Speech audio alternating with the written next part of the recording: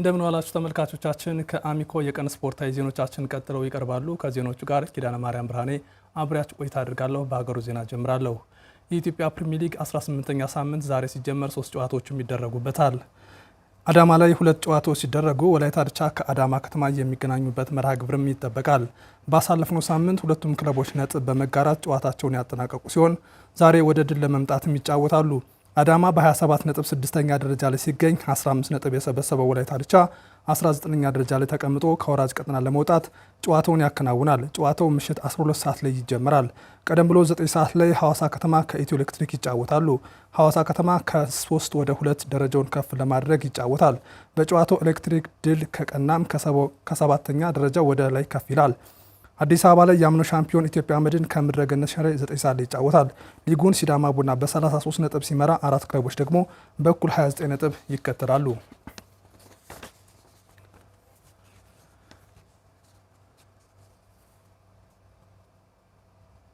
የባህር ዳር ስቴዲየም በሁለተኛ ምዕራፍ ግንባታው የወንበር የስክሪንና የማጫወቻ መብራት ገጠማ ስራዎች መከናወናቸው ተገለጸ። እነዚህ ስራዎች ዓለም አቀፍ የጥራት ደረጃውን ጠብቀው መሰራታቸውንም የግንባታ አስተባባሪው አቶ እርዚቅ ኢሳ ተናግረዋል። ታሪኩ አይነዋ ተጨማሪው እንደሚከተለው አቅርበዋል።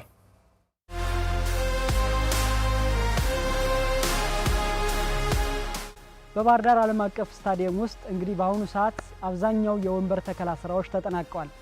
ቀሪው የወንበር ስራ እንግዲህ የፕሬዚደንሻል የሚባለው በመስታወት የተዘጋው ይህ ከላይ የምንመለከተው የመቀመጫ ወንበር ነው። ከዛ ውጭ ያሉ የቪአይፒ የቪቪአይፒ እና አብዛኛው ወንበር ተተክሏል።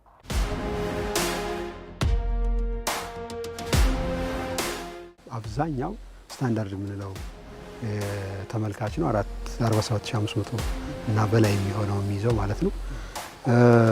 ያ የፕላስቲክ ወንበር ነው።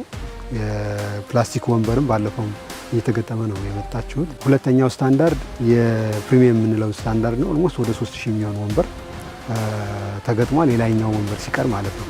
የፊት ለፊት ያለ 3000 ወንበር አክቹአሊ አሁን የተገጥሞ ያለበት ሁኔታ ነው ያለ። የዚህኛው የቪአይፒ ሲቱም የተመረተው ቱርክ ነው። አውትዶር ነው። ዝናብ ፀሐይ የሚፈራረግበት ችግር የማይኖረው። እነዚህ አይነት 100 አሉ። ያኛው ቅድም እንዳልኩ ወደ 3000 አካባቢ ያሉ ማለት ነው። ይህ የወንበር ተከላ ስራም በተለይ ወደፊት ምናልባትም ጣራ የሌለው ስታዲየም ሆኖ የሚቀጥል ከሆነ ምርቱን በዛ ሂደት እንግዲህ ተመራጭ የሆነና ስታዲየሙ ላይ እንዲተከል የተደረገ መሆኑ ተነስቷል። አሁን ብዙ ሰው ይጨነቃል። ወንበሮቹ ጣራ ከሌላቸው በቀላሉ ሊበጣጠሱ ከጥቅም ውጭ ሊሆኑ ይችላሉ ብለው ያስባሉ። እሱን ታሳቢ ተደርጎ የአውትዶር ሲት ነው እኛ የገዛ ነው ማለት ነው።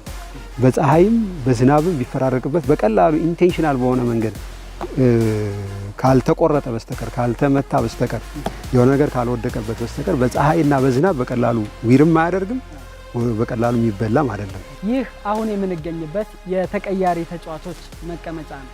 ካሁን በፊት የነበረው የተቀያሪ ተጫዋቾች መቀመጫ በእግር ኳስ ማህበሩ ስታንዳርዱን ያላሟላ እንደነበር ተጠቅሶ እንዲቀየር ትዕዛዝ ከተላለፈባቸው አንዱ ነበር። ፈረንሳይ ነው ተሰርቶ የመጣው። በተሰጠ ምክር መሰረት አንደኛ ትራንስፓረንት አድርገናል። መስታወት ነው። ማንም አካል ከኋላ ያለ አካል ጨዋታ የሚጋርደው ነገር የለውም። ሁለተኛ የተጫዋቾችን ምቾትም በጣም የጠበቀ ነው ማለት ነው። በሁለተኛው ምዕራፍ የግንባታ ሂደቱ 2 ጉዳዮች ትኩረት ያገኙ ነበሩ። አንደኛው የስክሪን ገጠማ ሲሆን ከዚህ ባሻገር ደግሞ የሚተከል መብራት ነበረ። ይህ የመብራት ገጠማ በተሳካ ሁኔታ መከናወኑን አቶ ርዚቅ ያረጋገጡ ሲሆን በተለይ አሁን ላይ ከኤሌክትሪክ ጋር ማገናኘት ስራ ብቻ እንደቀራቸውም ተናግረዋል። የቫር ዲሲሽኖች የሚተላለፉበት ነው። ስኮር ውጤት የሚገለጽበት ነው። ሜሴጅ የሚተላለፍበት ነው ምናምን ብዙ ነገር ነው ስክሪን። ስለዚህ ለአንድ ስቴዲየም ወሳኝ ነው በሚባለው ይያዝ። ግን በሚኒመም ከሚቀመጡት ማሟላት አለባቸው ከሚባሉት ውስጥ ግን አይደለም። ከዛ አኳያኛ ይሄ ስቴዲየም በጣም ጃይንት ስለሆነ በጣም ትልቅ ስለሆነ ለዛ ፕሮፖርሽናሊ የሚመጥን ስክሪን ያስፈልጋል በግራም በቀኝ። ይሄ ስክሪን ከ100 ካሬ በላይ ኦልሞስት 100 ካሬ የሚጠጋ ፍሬሞቹ ምናምን ከጨመረ ደግሞ ወደ 106 አካባቢ ነው። ሁለቱም ከቻይና ነው የመጣው።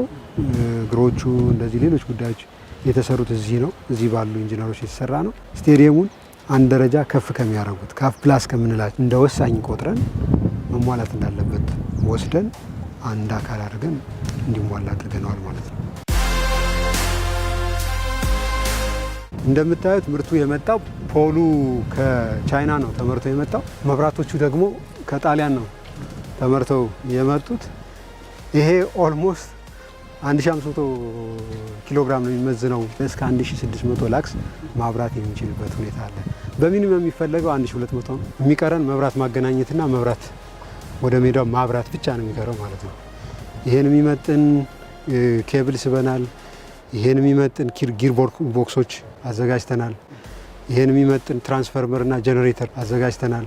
ዊዝ ኖ ኤኒ ኢንተራፕሽን ማብራት ስላለበት፣ ምክንያቱም ጨዋታ ነው፣ ኢንተራፕት መደረግ የለበትም።